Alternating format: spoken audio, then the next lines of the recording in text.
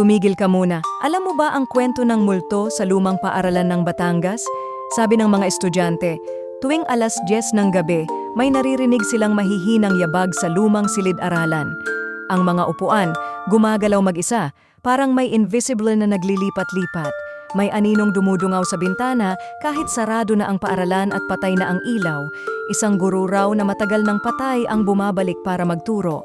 Ang kanyang tinig, malamig at puno ng puot, nagbabala sa mga batang naglalagi sa silid ng gabi.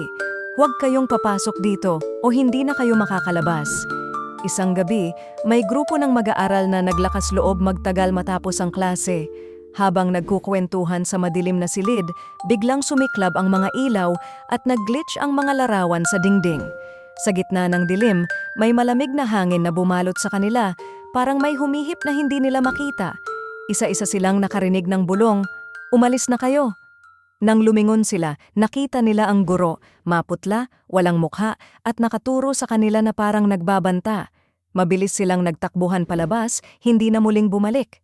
Hanggang ngayon, walang gustong pumasok sa silid na iyon at ang mga estudyante ay nag-iwas na lang sa lumang paaralan tuwing gabi. Ikaw, kaya mo bang harapin ang multo ng Batangas? Like, share at follow kung gusto mo pang matakot.